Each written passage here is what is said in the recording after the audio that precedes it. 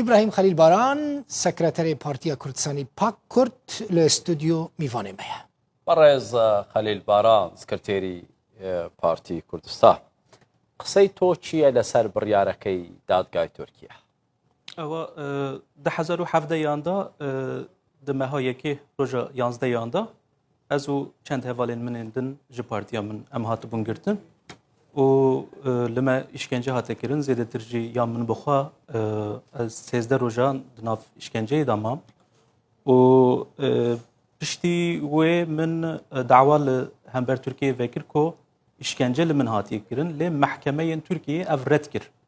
Savcı yani dozgerên Türka red dike ku ev tiştekî wisa nebiye lê min paşê wê berneda û çûm mehkemeya bilind ya Tirkiyeyê dawiya dawî em gehîştin piştî 4 salan em gehîştin mehkemeya Kanûniya Esasî a Tirkiyeyê û ew jî sê meha berê qerarek da lê îro ew qerar hate îlan kirin ku bi yekdengiyê endamên wê mehkemeya bilind qebûl dikin ku îşkence li min bûye û ew mehkeme ji nû lazim e were dîn.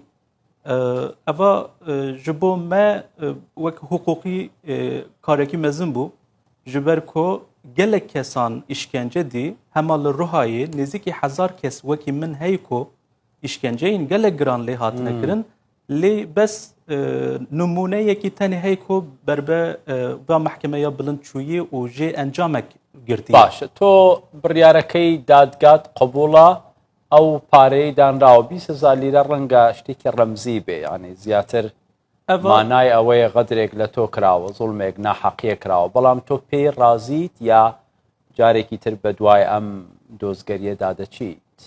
بۆ من ev dawa bi xweş xwe meseleyekî remzî û sembolîk e. Ev îşkenceya li me hatî kirin bi milyon dolaran jî bedela wî nabe. Lê ew 20,000 Tirkiye yani teqrîben 4-5,000 dolar pere qerar dane lê ew bixwe tiştekî komîk û sembolîk e.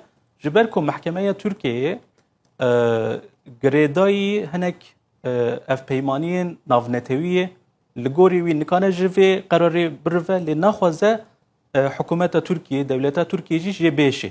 Ji ber wê ew qerarekî sembolîk 20,000 ew dane lê ew ê mehkeme ji nû ve were dîyîn û em ê hê jî bilindtir telebekê bikin ku ev mesela çiqas daxwaza çiqas qerebodekî kek nêzîkî İbrahim yani 20,000 lêreyên Tirkî te dibêjî tişekî sembolîk e tu daxwaza qereboyeke yani qerebokirîneke hîn zêdetir dikî? Belê ev dawa dema ku me vekirî ew zerara maddî û manewî ya li min hatî birin nêzîkî trilyonek û 300 milyarê Tirkiye yani nêzî 800,000 dolar wê demê da me tiştek talep kiriye lê li hember wê ew qerara mehkemeyê gelek tiştekî kêm e lê bo min ya maddiyat ne mühîm e ev tişt bû û berpirsiyarên wê hene hakim têda, dozger têda, 5 doktor têda ku ew doktorana qerar dane ku ez kesekî saxlemim û li min îşkence nehatî kirin ji ber ku ez nedîbûm yani di halekî xerab dabûm dîsa jî li gorî wî qerar dane ku min îşkence nedaye mesela li hember wan jî me niha em ê dawayê vekin car. Çend rojan hatî îşkence kirin dikarin bizanibin? 12 roja ez hatim îşkence kirin roja 13yan derketim mehkemê. Di mehkemê da jî hakimê mehkemê nexwast ku ew îfadeyên min ên derheqî îşkencê da ku halê min jî xerab bû yani min destê xwe da ser singê xwe ew hestiyê min vir de derket ji ber ku 12 parsiyê min hatibûn şikênastin û ew wî bixwedî jî ku li min îşkence hatiye kirin lê digot ku ew neheqiya polîs li te kirî ji min re nebêje. Lê min ısrar kir min got heger hûn evê îfadeyê rast bi rast wekî ku ez dibêjim û nenivîsînin ez îfadeyê nadim. Dawiya dawî ji min û ji wî me bi awayekî zorê qebûlkirin da ku ew zebtê da wê tiştî binivîsîne. ew jî ji me re îro di mehkemeyê de niha bû mîhengekî gelek mezin. Piştî wê بله min di hepsê da nêzîkî sû şeş sayfa çi wextê da çi bûye? Kê ez dîm ku ez ji kur hatim kur. Kamerayên wê demê li kur bûn. Dema îşkence li min kirinî ez çend gava, çend ewan di mêrdiwanan da daxistim jêr. Ez birim kîjan qatî filan bînayê. Min ewana hemî bi awayekî hûr bi hûr nivsandin, tevî şahîde û filan û bêvan dawî mehkeme niha nikare red bike an inkar bike ku ev tişta hatî باشه bûyin. کاک ابراهیم خلیل اگر مثلا وقت خواستی چه نبو یعنی تمافی خوب دست خوب نعانی تپی حسیه که براستی تمغدوری دکاری یعنی مافی تهیت لدادگاه مافی مروفانیا اوروپا دعوه حق خوب کی؟